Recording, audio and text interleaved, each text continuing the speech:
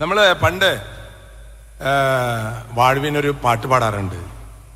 നിത്യകവാടമേ തുറന്നാലും സത്യപ്രകാശമേ വഴിഞ്ഞാലും പരമദയാമൃതം ചൊരിഞ്ഞാലും യേശുവേ നീയൻ ആലംബമേ. ദൈവത്തിന്റെ കാരുണ്യത്തിന്റെ പുസ്തകമാണ് പ്രിയമുള്ളവരെ ദൈവവചനം. ഇത് ദൈവത്തിന്റെ കാരുണ്യത്തിന്റെ കഥ പറയുന്ന പുസ്തകമാണ്. ദൈവം മനുഷ്യനെ സൃഷ്ടിച്ചപ്പോ, നമ്മളെ സൃഷ്ടിച്ചപ്പോ തന്നെ ദൈവത്തിന്റെ പ്രത്യേക കാരുണ്യം കൊണ്ട് നമ്മളൊക്കെ ജനിച്ചത്. വേദപുസ്തകത്തിലെ യോഹന്നാന്റെ പുസ്തകത്തിൽ നമ്മൾ വായിക്കും, നീയല്ല എന്നെ തെരഞ്ഞെടുത്തത്, ഞാനാണ് നിന്നെ തെരഞ്ഞെടുത്തത്. അതപ്പോ എങ്ങനെ എപ്പോഴാ ഈ തെരഞ്ഞെടുപ്പ്? ലോകസഭാ തെരഞ്ഞെടുപ്പ് കഴിഞ്ഞിട്ടിരിക്കുകയാണല്ലോ. ആ തെരഞ്ഞെടുപ്പല്ല. പിന്നെ അമ്മയുടെ ഗർഭപാത്രത്തിൽ വെച്ച് തന്നെ എന്നെ തെരഞ്ഞെടുത്തു എന്ന് പറയുമ്പോ അതൊരു വലിയൊരു കാരുണ്യാണല്ലോ പ്രിയമുള്ള. അല്ലെങ്കിൽ ഈ ഭൂമിയിൽ നമ്മളില്ല. നമ്മൾ ജനിച്ചത് തന്നെ നമ്മുടെ അപ്പന്റെ അമ്മയുടെ കാരുണ്യം കൊണ്ടല്ല. എന്റെ അപ്പന്റെ 10-30 ദശലക്ഷം ബീജങ്ങൾ എന്റെ അമ്മയുടെ ഗർഭപാത്രത്തിൽ ചെന്നിട്ടുണ്ടായിരുന്നു. പക്ഷെ ഒരെണ്ണം മാത്രം കർത്താവ് അതിന്റെ അകത്തേക്ക് കടത്തിയിട്ട് പറഞ്ഞു, അവിടെ ഇരുന്നോളൂ. അങ്ങനെയാണ് ഞാൻ ഉണ്ടായത്. ബാക്കി എല്ലാ ബീജങ്ങളും നഷ്ടപ്പെട്ടു പോയി. അവിടെ വെച്ച് എന്നോട് കാരുണ്യം കാണിച്ചത് കൊണ്ടാണ് ഇന്ന് ഞാൻ ഇവിടെ നിൽക്കുന്നത്. എന്റെ മുഖത്തേക്ക് മാത്രം എത്ര തുറപ്പിച്ചു നോക്കേണ്ട ആവശ്യമില്ല. നിങ്ങളുടെ കാര്യം തന്നെയാണ് ഈ പറയണത്. നിങ്ങളെല്ലാവരും കൂടി പാവട്ടോ അച്ഛൻ അങ്ങനെ ചിന്തിക്കേണ്ട. നമ്മുടെ ഒക്കെ ജീവിതം ആരുടെയും കാരുണ്യമല്ല പ്രിയമുള്ളവരെ. നമ്മുടെ ജീവിതം ദൈവത്തിന്റെ കാരുണ്യമാണ് നമ്മുടെ ജീവിതം. ഇന്ന് നമ്മൾ ഈ കസേരയിൽ ഇരുന്നിട്ട് ഈ ദിവ്യകാരുണ്യ കോൺഗ്രസിൽ പങ്കെടുക്കണമെങ്കിൽ കൊറോണയുടെ സമയത്ത് നമ്മൾ പോവാത്തോണ്ടാണ് ഇപ്പൊ ഇവിടെ വന്നിരിക്കണേ. അന്ന് പോയിരുന്നെങ്കിൽ എന്ത് ദിവ്യകാരുണ്യം നമ്മള് പോയില്ലോ. അപ്പൊ ദൈവത്തിന്റെ കാരുണ്യമാണ് നമ്മുടെ ഈ ശരീരത്തിലെ ഓരോ ഞരമ്പുകളും ഓരോ കോശങ്ങളും ഓരോ കഴിവുകളും ഓരോ വാക്കുകളും സർവസ്വവും ദൈവത്തിന്റെ കാരുണ്യമാണ്. ഒന്ന് കരമേർത്തി കർത്താവിനെ സ്തുതിക്കുക. Hallelujah, hallelujah, hallelujah. ദൈവം മനുഷ്യനെ സൃഷ്ടിച്ചിട്ട് തന്റെ കാരുണ്യം എന്ന് പറയുന്നത് ദൈവത്തിന്റെ സ്നേഹത്തിന്റെ പൂർണ്ണതയാണ്. ദൈവം മനുഷ്യരോട് കൂടെ ആയിരിക്കാൻ വേണ്ടി പരദീസായിൽ സന്തോഷമായിട്ട് ഇങ്ങനെ കഴിയായിരുന്നു. വളരെ ആനന്ദത്തോടു കൂടെ. അവിടെയല്ലേ മറ്റേ സംഭവം ഉണ്ടായത്. അതോടുകൂടെ എന്തുണ്ടായി? മനുഷ്യന് ദൈവം കൊടുത്തത് ഈ ശരീരത്തിന്റെ നിറമല്ല, ഈ ശരീരത്തിന്റെ കണ്ണ്, ചെവി, മൂക്ക്, കയ്യ്, കാല്, ഇതൊന്നല്ല. ദൈവം കൊടുത്തത് ദൈവത്തിന്റെ ഹൃദയമാണ്. ആ ഹൃദയമാണ് ദൈവത്തിന്റെ കാരുണ്യം. പ്രിയമുള്ളവരെ, കർത്താവിന്റെ വചനം, ആ വചനമാണ് ഉണ്ടാകട്ടെ എന്ന് പറഞ്ഞപ്പോൾ ഈ പ്രപഞ്ചം ഉണ്ടായത് അത് ദൈവത്തിന്റെ കാരുണ്യമാണ്. എന്റെ അമ്മയുടെ ഗർഭപാത്രത്തിലേക്ക് ഒരു ബീജത്തെ മാത്രം തെരഞ്ഞെടുത്തപ്പോ ഞാനുണ്ടായതും അതും ദൈവത്തിന്റെ കാരുണ്യം. അല്ലെങ്കിൽ ഞാനില്ല, പിന്നെ ഞാൻ ഉണ്ടാവണെന്ന്. അപ്പൊ ദൈവത്തിന്റെ കാരുണ്യമാണ് മനുഷ്യൻ ഇന്ന് ഈ ഭൂമിയിൽ ജീവിക്കുന്നത്. പക്ഷേ മനുഷ്യൻ ആ ദൈവം തന്ന ഹൃദയം നഷ്ടപ്പെടുത്തിയപ്പോ ശിക്ഷയായിട്ട് അവൻ പരദീസായിൽ നിന്ന് പുറത്തായി. അവന് പിന്നെ ദൈവത്തിന്റെ സ്നേഹാനുഭവം. എനിക്ക് എന്നെ ആരും സ്നേഹിക്കണില്ല, എന്നെ ആരും അങ്ങനെ എന്തോരം പേരിപ്പോ പറയണേന്നറിയാ. ഭർത്താക്കന്മാര് പറയുന്നുണ്ട്, ഭാര്യമാര് പറയുന്നുണ്ട്, മക്കള് പറയുന്നുണ്ട്. ഒരു ഗൾഫിൽ നിന്നൊരു അമ്മ വിളിച്ചിട്ട് പറയാ, അച്ഛൻ എന്റെ മോനുണ്ടല്ലോ, അവനിപ്പൊ 2 ദിവസം വീട്ടിൽ വന്ന് കൂട്ടുകാരന്റെ വീട്ടില് താമസിക്കണേന്ന്. അവനെ വിളിച്ചപ്പോ അവൻ പറയാന്ന്, എനിക്ക് എന്റെ കൂട്ടുകാരന്റെ കൂടെ ഇരിക്കാനാണ് ഇഷ്ടം. അപ്പൊ അപ്പനമ്മയാ, എനിക്ക് അപ്പനും അമ്മയൊന്നും എന്നെ സ്നേഹിക്കണില്ല. ഞെട്ടിപ്പോയി. ചങ്ങ് വിളിച്ചിട്ട് എന്റെ അച്ഛൻ എന്റെ മോനെ എത്ര മാസം ഞാൻ സ്നേഹിക്കണത് ആ ചെക്കൻ പറഞ്ഞ വാക്ക് കേട്ടാ. അപ്പൊ എന്താ ചെയ്യാ? മാതാപിതാക്കളെ, മക്കൾക്ക് നിങ്ങൾ സ്നേഹിക്കുന്നു എന്ന് അവർക്ക് ബോധ്യമാവണില്ല എന്ന്. അപ്പൊ ഞാൻ പറഞ്ഞു വരാൻ പറയാം അവനോട്. വിളിച്ചപ്പോ അവൻ ഒരു ഡിമാൻഡ് അങ്ങടെ വെച്ചു അപ്പനോടും അമ്മയോടും. അതെ, ഞാൻ വരാം, അവാട് വരാന്ന്. പക്ഷെ പറഞ്ഞെങ്കിൽ ഉണ്ടല്ല, നിങ്ങൾ എന്നോട് സോറി പറയണം. എങ്ങനെയുണ്ട് എങ്ങനെയുണ്ട് എങ്ങനെയുണ്ട് എങ്ങനെയുണ്ട് സോറി പറയണെന്ന്. അപ്പനമ്മയും മോനോട് സോറി പറയണെന്ന്. അങ്ങനെ അപ്പനമ്മയും മോന് സോറിടാ എന്ന് പറഞ്ഞിട്ടാണ് മോൻ വന്നത്. പ്രിയമുള്ളവരെ, ദൈവം മനുഷ്യനെ സൃഷ്ടിച്ചിട്ട് അവനെ ശിക്ഷിച്ച് പറുദീസായി പുറത്താക്കിയപ്പോ ദൈവത്തിന്റെ മനസ്സ്, ഹൃദയം കരഞ്ഞു. ആ ഹൃദയം അവനൊരു വാക്ക് കൊടുത്തു, മോനെ നിന്നെ ഇപ്പൊ പറുദീസാന്നൊക്കെ പുറത്താക്കി, അത് നീ ചെയ്ത പാപത്തിന്റെ ഫലണ്ട. പക്ഷെ നിനക്ക് നിന്റെ ഈ അവസ്ഥ കണ്ടിരിക്കാൻ പറ്റില്ല. ഒരു കന്യക ഗർഭം ധരിക്കും, അവളൊരു പുത്രനെ പ്രസവിക്കും. അവൻ നിന്നെ ഈ പാപത്തിൽ നിന്നും മരണത്തിൽ നിന്നും നിനക്ക് രക്ഷ നൽകും. കരമേർത്തി ഹല്ലേലൂയ, ഹല്ലേലൂയ. ദൈവത്തിന്റെ കരുണയാണ് പ്രിയമുള്ളവരെ, ദൈവത്തിന്റെ കാരുണ്യമാണ് ലോകം മുഴുവൻ ഇന്ന് നിലനിൽക്കുന്നെങ്കിൽ, ഇന്ന് ഈ ലോകത്തിന് എത്ര അക്രമങ്ങൾ നടക്കുന്നു, എത്ര കൊലപാതകം നടന്നു, എന്നിട്ടും ദൈവത്തിന്റെ കരുണ വറ്റിയിട്ടില്ല. ആദത്തിനുണ്ടായ മകൻ കായേൽ സ്വന്തം അനുജനെ തല്ലിക്കൊന്നിട്ട് ഓടുമ്പോഴും ആ ദൈവത്തിന്റെ സ്വരം പറഞ്ഞു, അടാ മോന് നിക്കട, ഇല്ലില്ല നിന്റെ അനിയനോട് അതൊന്നും എന്നോട് ചോദിക്കണ്ട, നിക്കട. ഇങ്ങനെ ഓടിയാൽ നിനക്ക് ആപത്താണ്. അതുകൊണ്ട് നിന്റെ നെറ്റിത്തടത്തിൽ ഞാനൊരു അടയാളം വെക്കുകയാണ്. എന്തിനാന്നറിയോ? നിന്നെ കാണുന്നവരാരും നിന്നെ ദ്രോഹിക്കാൻ പാടില്ല. അപ്പൊ ഞാൻ എന്റെ അനിയനെ കൊന്നതല്ലേ, അറിയാടാ. എന്നാൽ എനിക്ക് നിന്നെ സ്നേഹിക്കാതിരിക്കാൻ പറ്റില്ല. കരമേർത്തി ഹല്ലേലൂയ, ഹല്ലേലൂയ.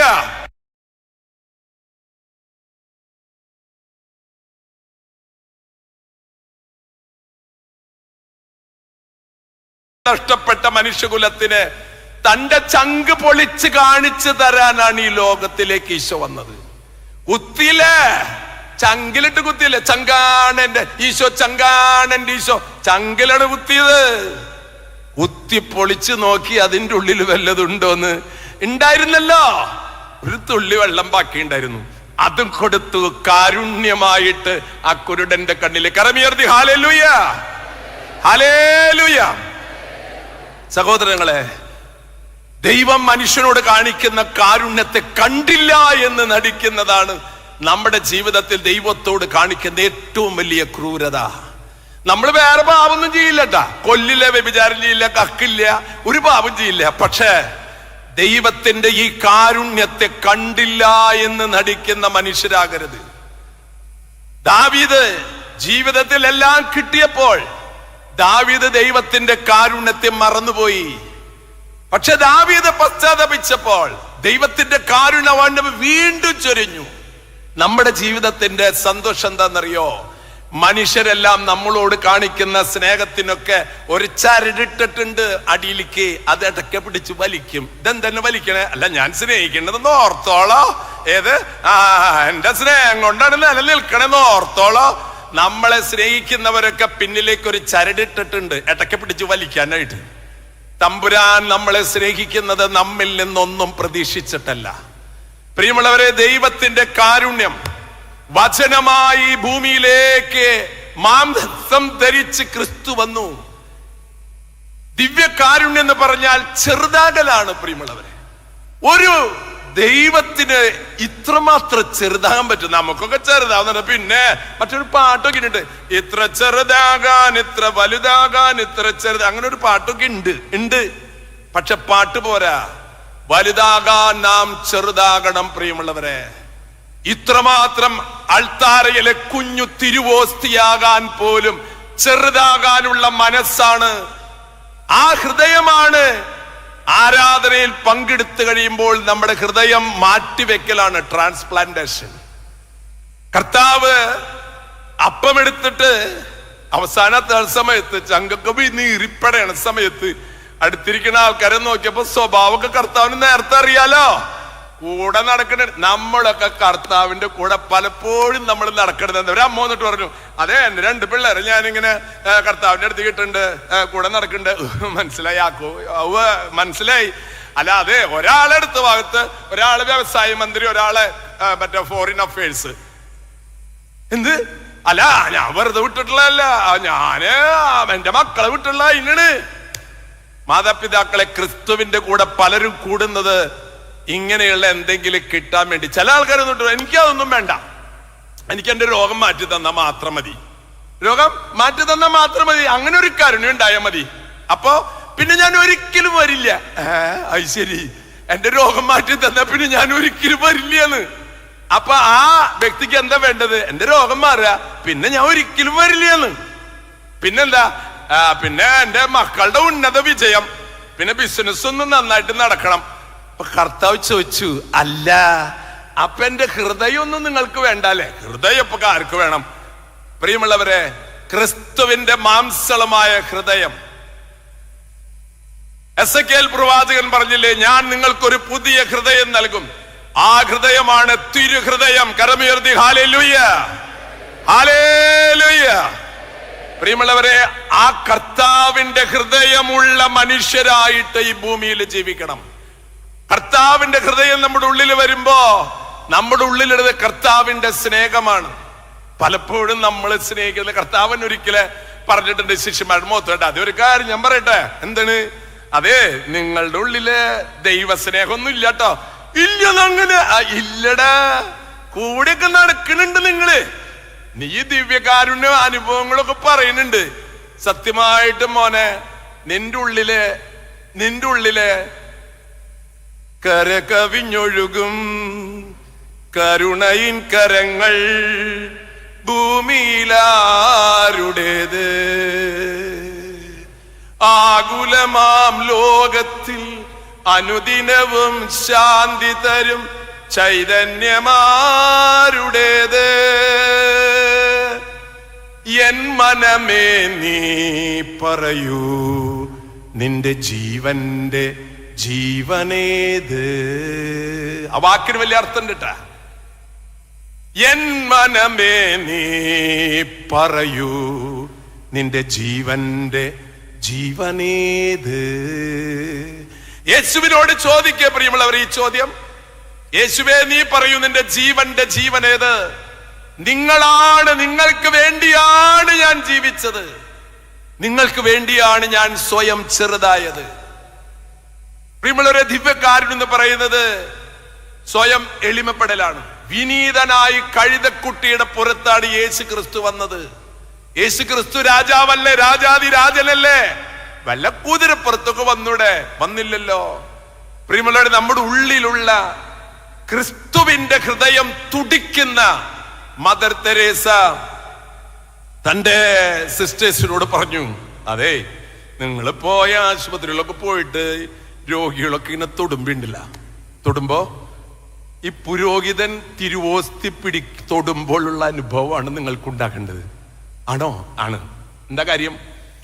സക്കറാരിയിലിരിക്കുന്ന കർത്താവിന്റെ ദിവ്യകാരുണ്യം, നമ്മൾ കുമ്പിട്ടാരാധിക്കുന്ന ദിവ്യകാരുണ്യം നീ സ്വീകരിക്കുമ്പോ നിന്നെ മറ്റുള്ളവർ കുമ്പിട്ടാരാ. കാരണം നിന്റെ ഉള്ളിലുള്ളത് അതേ തിരുവോസ്തിയാണ്.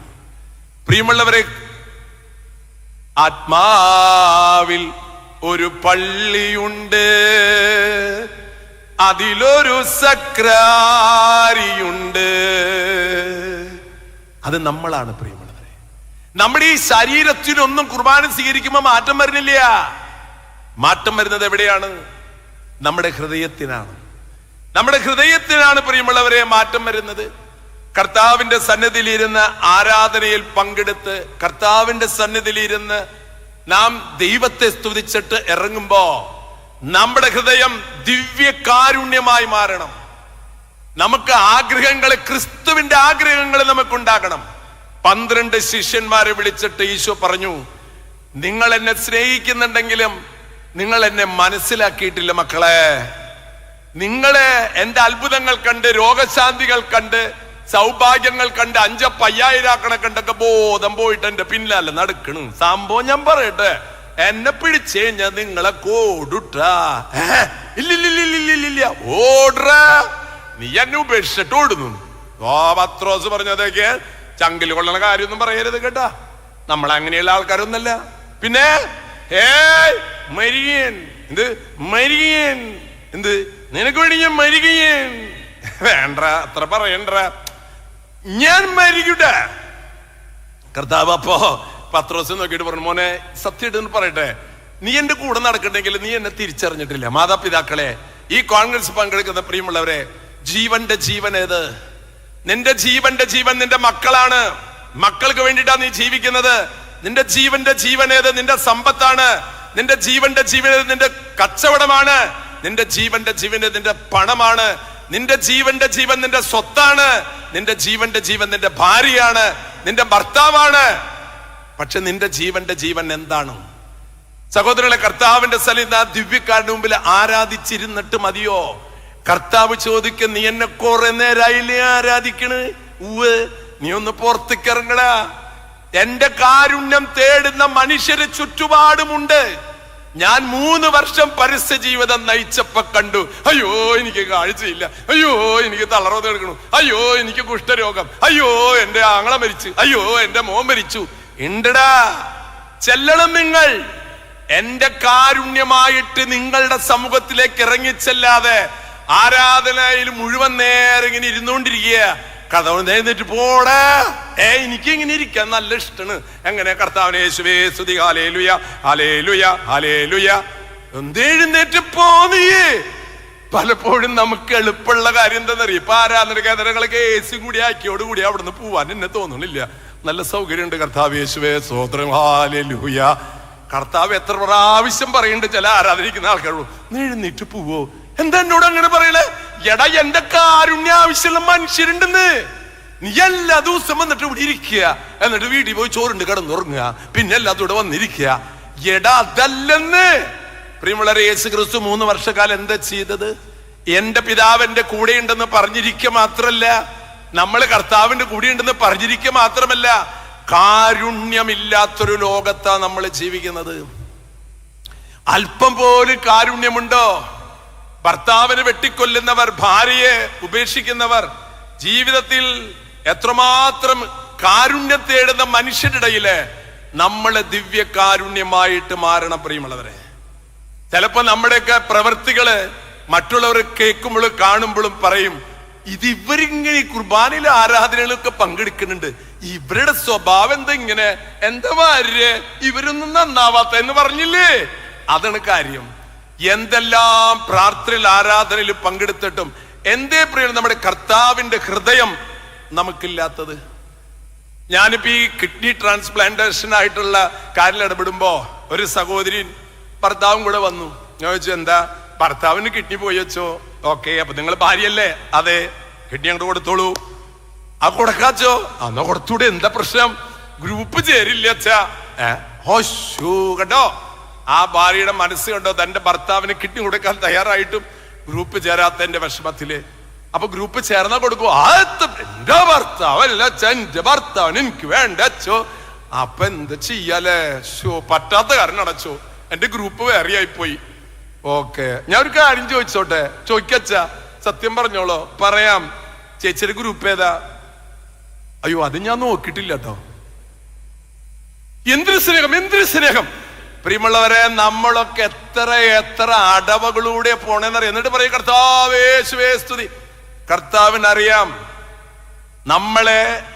ഒറ്റ നോട്ടത്തിൽ കർത്താവിനെ തിരിച്ചറിയാം. പത്രോസിനോട് പറഞ്ഞു, പത്രോസേ, നീ എന്നെ മരിക്കുന്നല്ലേ പറഞ്ഞേ എനിക്ക് വേണ്ടിട്ട്? സത്യമായിട്ടും പറയാടോ, നീ ഉണ്ടല്ല, ഞാനൊരു കോഴീനെ ഏർപ്പാടാക്കിയിട്ടുണ്ട്. നീ 3 പ്രാവശ്യം തള്ളി കഴിഞ്ഞിട്ട് ഇന്ന് കോഴി കൂവുള്ളോ? അമ്പട കോഴിയെ നീ ഇനി കൂവണ്ട. അവൻ തള്ളി കഴിയുമ്പോ നീ കൂയാ മതി. കാത്തിരുന്നു കോഴി, കാത്തിരുന്ന് കാത്തിരുന്ന് പത്രോസ് തള്ളിയപ്പോൾ പത്രോസ് ഞെട്ടിപ്പോയി. എന്റെ അമ്മേ, അപ്പൊ ഞാൻ ഇത്രേ ഉള്ളൂ അല്ലേ? 3 വർഷക്കാലം ധ്യാനം കൂടണ പോലെ കർത്താവിന്റെ കൂടെ 3 വർഷത്തെ ധ്യാനം ഇപ്പൊ ഇല്ല. അത് വേണമെങ്കിൽ നല്ലവരെന്നെ ഉണ്ടാക്കട്ട. 3 വർഷത്തെ ധ്യാനം കൂടിയിട്ട് പത്രോസ് കർത്താവിനെ ആരേ യേശു ക്രിസ്തു അപ്പൊ അറിയില്ലേ? എനിക്കൊന്നും അറിയില്ല. നിന്റെ സംസാരത്തെ പറ്റൂ പെണ്ണ ഓരോ കാര്യം പറഞ്ഞ് എന്റെ മക്കിട്ട് കയറാൻ വരെ എടുത്തിട്ടാ, എനിക്കൊന്നും അറിയില്ല. അത് കഴിഞ്ഞ് നോക്കിയത് കാരുണ്യത്തിന്റെ മുഖത്തേക്കാണ് കേട്ടാ. കർത്താവ് നോക്കി, ഡാ നിനക്കെന്നെ അറിയില്ലല്ലേ? ചോദിച്ചില്ല. അതാണ് കർത്താവിന്റെ ഹൃദയം. ഒരക്ഷരം പോലും ചോദിച്ചില്ല പ്രിയമുള്ളവരെ. ഒരൊറ്റ നോട്ടം പത്രോസിന്റെ അടിമുടി ഇളകി. എവിടെ നിന്നൊക്കെ ആ കണ്ണീര് വന്നേന്നറിയില്ല. ഇളകി മറിഞ്ഞ പത്രോസ് പറഞ്ഞു, പാപിയാണ് ഞാൻ.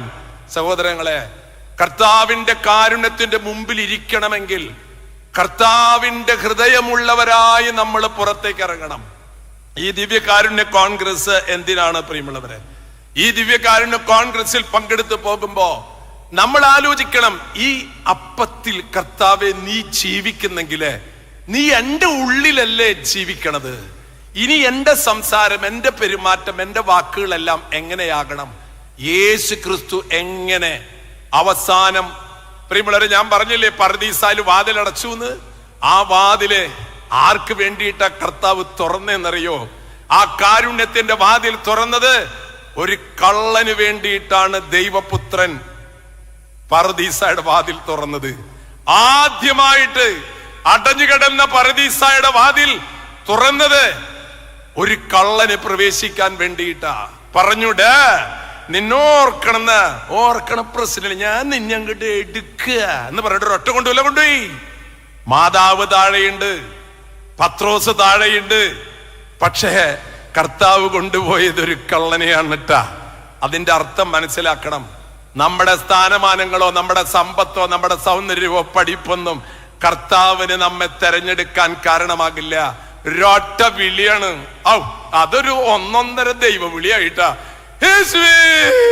എന്തെണ്ടാ, ഞാൻ മരിക്കാൻ പോണ്, എന്നെ ആർക്കും വേണ്ട, എന്നെ കൊല്ലണവര്, നീ ഒരു കാര്യം ചെയ്യ, എന്നെ ഒന്ന് ഓർക്കോ. ഒരു പൂ ചോദിച്ചപ്പോൾ പൂന്തോട്ടം കൊടുത്തവനാണ് കർത്താവ്. നിന്നെ ഓർക്കണ വിഷയമില്ല, നീ ഞാൻ എന്റെ കൂടെ പറുദീസയിലാണ്. കർത്താവ് പറുദീസായുടെ വാതിൽ തുറന്നു. അതാണ് പ്രിയമുള്ളവരെ ഇന്ന് നമ്മൾ ആരാധിക്കുന്ന കർത്താവിന്റെ ദിവ്യ കാരുണ്യം. അതുപോലെ നമ്മുടെ ഹൃദയം തുറക്കണം. അനേകരുടെ നിലവിളികൾ കേൾക്കുമ്പോ നമ്മുടെ ഹൃദയം തുറക്കുന്നില്ലെങ്കിൽ നീ എന്ത് ദിവ്യ കാരുണ്യ ഭക്തനാണ്? കർത്താവിന്റെ ഹൃദയം അവിടുന്ന് തുറന്നു കുത്തി തുറന്നപ്പോ അപ്പ കൊടുത്തില്ലേ അവന് കാഴ്ച. സഹോദരങ്ങളെ, പ്രസംഗിക്കാൻ എളുപ്പമാണ്. ദിവ്യകാരുണ്യത്തെ കുറിച്ച് പ്രസംഗിക്കാം, മുറിക്കപ്പെടണം. നമ്മളിതൊക്കെ പ്രസംഗം ഇട്ടിട്ട് പുറത്തേക്ക് ഇറങ്ങുമ്പോ ഒരാൾ ചോദിക്കണം, എടാ എന്റെ അമ്മയ്ക്ക് ബ്ലഡ് വേണടാ, നീ കർത്താവിന്റെ കാരുണ്യൊക്കെ അനുഭവിച്ച ആളല്ല. പിന്നെ എനിക്ക് ഭയങ്കര പേടിയാണ് ബ്ലഡ് കൊടുക്കാൻ കിട്ടാ. അപ്പൊ നീ എന്തുട്ടപ്പി വലിയ കർത്താവിന്റെ രക്തം ചിന്തിയ കാര്യമൊക്കെ പറയണ്ടായിരുന്നല്ലോ. ഇതാണ് പ്രിയമുള്ള നമ്മുടെ അവസ്ഥ. നമ്മൾ കർത്താവിന്റെ പ്രീതി നേടാൻ വേണ്ടി ചുറ്റുമിരിക്കുമ്പോ കർത്താവ് പറയും, എന്നെ നിലവിളിച്ച് കേഴുന്നവന്റെ അടുത്തേക്ക് നീ പോയി അവന്റെ മുമ്പിൽ ദിവ്യ കാരുണ്യമാകണം. അതിന് നീ സ്വയം ചെറുതാകണം, നീ പകുത്തു കൊടുക്കണം. മദർ തെരേസ എന്തിനാണ് പ്രിയമുള്ള കൽക്കട്ടയിലെ ചേരിയിലെ മനുഷ്യ വിസർജം ചുമലിൽ ചുമന്ന് നടക്കുന്ന മനുഷ്യരുടെ കൂടെ ആ സ്ത്രീകളുടെ കൂടെ പോയിരുന്നിട്ട് നിങ്ങളുടെ ഒരു സാരി തരുമോ? എന്താന്ന് നിങ്ങളുടെ ഒരു സാരി? നല്ല സാരിയാണ്, ഞാൻ ഉടുക്കാനാ. എന്തിനാ? നിങ്ങളെ പോലെ ആകാൻ. ആ സാരിയാണ് മദർ തെരേസ സിസ്റ്റേഴ്സ് ഉടുത്തിട്ടുള്ളത്. കരമേർത്തി ഹല്ലേലൂയ, ഹല്ലേലൂയ. നമ്മൾ വലിയവരെ പോലെ ആകാനല്ല, ചെറിയവരാകുമ്പോഴാണ് കർത്താവിന്റെ കൂട്ട് നമുക്ക് കിട്ടുള്ളൂ. കോടീശ്വരനായ മനുഷ്യന്റെ പുത്രൻ ഫ്രാൻസിസിന് കുതിരപ്പുറത്ത് നടക്കാമായിരുന്നു. പക്ഷെ ഫ്രാൻസിസിന് കർത്താവിന്റെ ദിവ്യ കാരുണ്യം തൊട്ടപ്പോ നോക്കിയപ്പോൾ ആ കുരിശ് കണ്ണു തുറന്നിട്ട് അസീസിയെ നോക്കി ദഹിച്ചു പോയി. Francis, you build my church, എന്റെ സഭയെ നീ പണിയുക. ഫ്രാൻസിസ് എനിക്ക് ഒന്നും അറിയില്ല, ഞാനൊരു അച്ഛനും അല്ല, ആരും അല്ല. പ്രിയമുള്ളവരെ, അസീസിലേക്ക് ഒന്ന് പൊക്കോ നിങ്ങള്. ഒരു കോടീശ്വര പുത്രൻ നമുക്കില്ലേ? ഈ ഇരിഞ്ഞാലക്കുടയിലെ സമ്പന്നരായ മനുഷ്യരിൽ ഇവിടെ ഇരിക്കണില്ലേ? നിങ്ങളുടെ മക്കൾ ആരാകണം? ഡോക്ടർ ആകണം, എഞ്ചിനീയർ ആകണം, UK പോണം, അമേരിക്ക പോണം, പണം സമ്പാദിക്കണം, അവിടെ വീട് ഒക്കെ ചെയ്തോ. എന്നിട്ട് ഈ അസീസിയെ ഒന്ന് കാണിച്ചു കൊടുത്തോളം മോനെ, അതൊരു വിഡ്ഢിയായ മനുഷ്യനല്ല. ആ ഫ്രാൻസിസ് കർത്താവിന്റെ കാരുണ്യം അനുഭവിച്ചവനാണ്. പനിച്ചു വിറച്ചു കിടക്കുന്ന ഫ്രാൻസിസിന്റെ ഹൃദയ തുടിപ്പുകളിൽ ക്രിസ്തുവിന്റെ സ്നേഹം എരിഞ്ഞെരിഞ്ഞ് കത്തിയപ്പോ അവന്റെ അണ്ടർ ഗാർമെന്റ് അടക്കം ഊരിയിട്ട് അപ്പന്റെ കാൽക്ക് വെച്ചിട്ട്, എന്റെ പൊന്നപ്പ, പൊന്നപ്പന്നല്ല പേരിട്ട, വെറുതെ പറഞ്ഞപ്പോ അങ്ങനെ പൊന്നപ്പനായി പോയിന്ന് മാത്രം. എനിക്ക് അപ്പന്റെ സ്വത്ത് കണ്ടിട്ട് ജീവിക്കുന്ന മകനല്ല. അപ്പൻ ചത്താൽ അപ്പന്റെ കട്ടിലും അപ്പന്റെ ഡെപ്പോസിറ്റും അപ്പന്റെ കച്ചവടവും എനിക്ക് കിട്ടില്ല എന്നോർത്ത് ജീവിക്കുന്ന മനുഷ്യരുണ്ടെന്നൊന്നും ഞാൻ പറഞ്ഞില്ല എന്ന് പറഞ്ഞില്ല. ചിലപ്പോ ഉണ്ടാവാലോ. പ്രിയമുള്ളവരെ, അപ്പൻ മരിച്ചാൽ സ്വത്ത് കിട്ടും. സ്വത്തിനു വേണ്ടി ഇവിടെ നോക്കൂ, ഒരു ചെറുപ്പക്കാരൻ ഇവിടെ ഇരിക്കുന്ന ആരെങ്കിലും ചെറുപ്പക്കാരുണ്ടെങ്കിൽ, മക്കളെ, നിങ്ങൾ പഠിച്ചു വലുതായി കോടീശ്വരനായി സമ്പത്തുണ്ടായി സുന്ദരനായ സുന്ദരിയായ ജീവിത പങ്കാളിയായിട്ട് അമേരിക്കയിൽ എവിടെയെങ്കിലും സുഖമായി ജീവിച്ചാൽ സ്വർഗം തമ്പുരാന്റെ കാരുണ്യം അനുഭവിക്കാൻ കഴിയില്ല. ജീവിതത്തിലുള്ളതെല്ലാം ദൈവം തന്ന കാരുണ്യമാണെന്ന് ജോബ് പറഞ്ഞതുപോലെ ദൈവം തന്നതല്ലാതെ ഒന്നും എന്റെ കയ്യിലില്ല.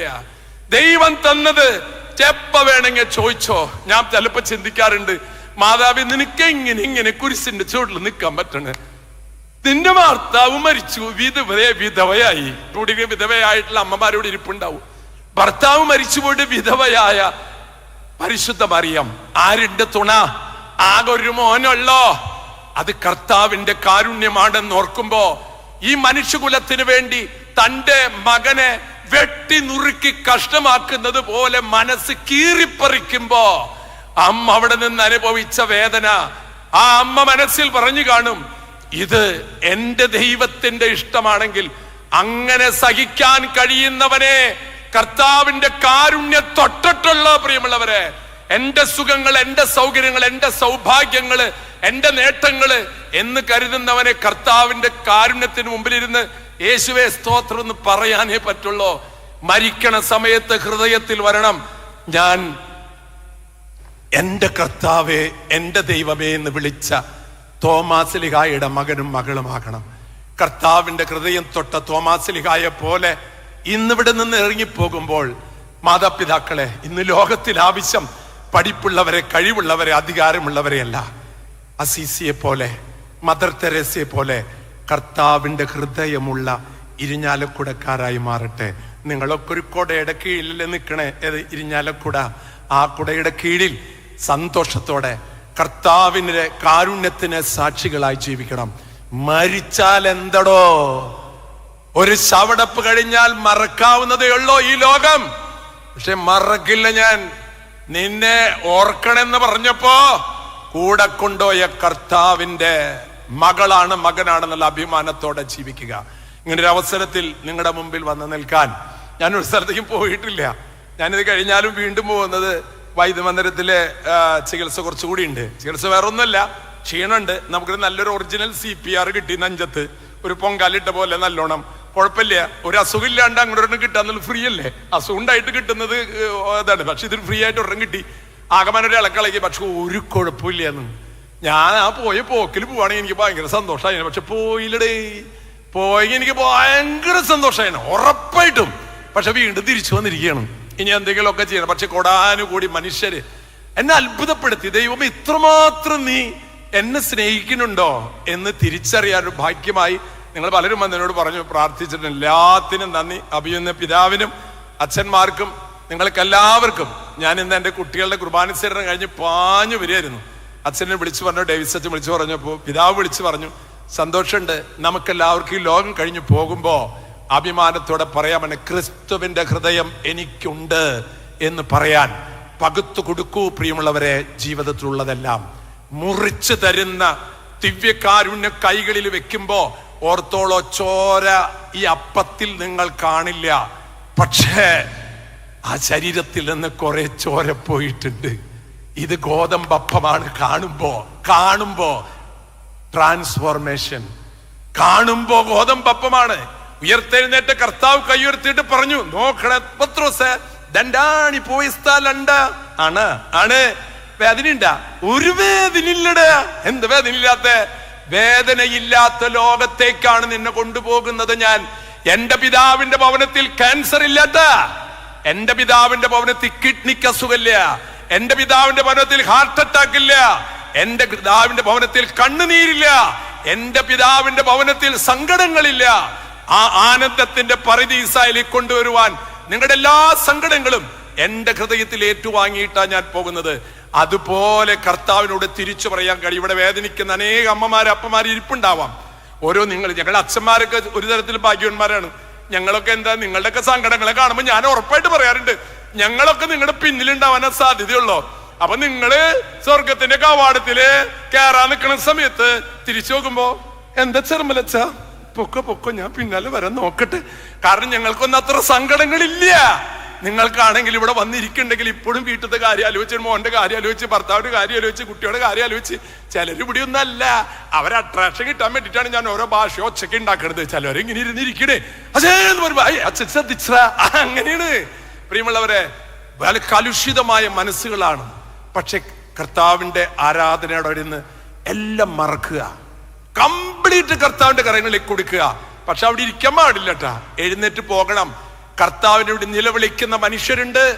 ആ മനുഷ്യരുടെ നിലവിളികളെ കേട്ട് പോയില്ലെങ്കിൽ കർത്താവ് ചോദിക്കും, നീ എന്റെ അടുത്ത് കുറെ നേരം ഇരുന്നു എന്നതിൽ കണക്ക് ഞാൻ വെച്ചിട്ടില്ല, എന്റെ അടുത്തുനിന്ന് പോയിട്ട് നീ എന്ത് ചെയ്തു ചോദിക്കും.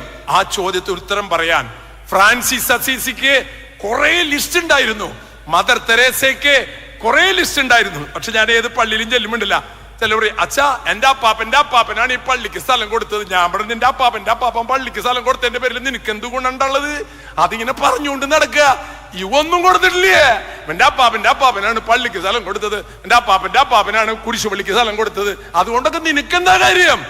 പ്രിയമുള്ളവരെ, ഓരോരുത്തരും ചെയ്തതിന്റെ ഫലങ്ങൾ ഓരോരുത്തർക്ക്.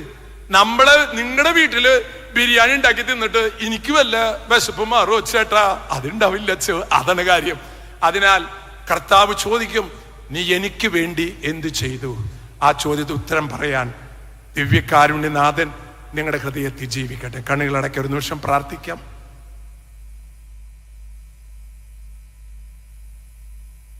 ദൈവത്തിന്റെ കാരുണ്യമായി ഈ ഭൂമിയിലേക്ക് ഞങ്ങളുടെ രൂപം സ്വീകരിച്ചു വന്ന കർത്താവേ, നീ എങ്ങനെ ഇത്ര ചെറുതാകാൻ കഴിഞ്ഞു? നീ എങ്ങനെ ഇത്ര വിനീതനാകാൻ കഴിഞ്ഞു? നിനക്കെങ്ങനെ ഞങ്ങളുടെ മുമ്പിൽ നിന്നിട്ട് നഗ്നനാവാൻ കഴിഞ്ഞു? എല്ലാവരും നിന്നെ ഓരോന്ന് പറഞ്ഞിട്ടും എന്തുകൊണ്ട് നീ തിരിച്ചു പറഞ്ഞില്ല? അവസാനം ബറാബാസിന്റെ ഒപ്പം നിർത്തിയിട്ടും പരിഭവം ഉണ്ടായില്ലല്ലോ. മരിക്കണ സമയത്ത് ഒരു കള്ളൻ ചോദിച്ചപ്പോ, പ്രാണൻ പടക്കണ സമയത്ത് പോലും ഞങ്ങളോട് നീ കാണിച്ച കാരുണ്യം മറക്കില്ല. ഞങ്ങൾക്കൊരു മരണമുണ്ട്, അതൊന്നെങ്കിൽ ക്യാൻസർ, അല്ലെങ്കിൽ ഹാർട്ട് അറ്റാക്ക്, കിഡ്നിക്ക് അസുഖം. അടുത്ത ആരും ഉണ്ടാകില്ല. പക്ഷെ എനിക്ക് ഉറപ്പുണ്ട്, എൻ്റെ കൂടെ നീ ഉണ്ടാകും. കൂടെയുണ്ട്, ഞാൻ നിന്റെ കൂടെയുണ്ട്, ഭയപ്പെടേണ്ട. ഈശോയുടെ കാരുണ്യം നിങ്ങളെ പൊതിഞ്ഞ് സംരക്ഷിക്കട്ടെ. ഈശോ മിശിഹായ്ക്ക് സ്തുതിയായിരിക്കട്ടെ.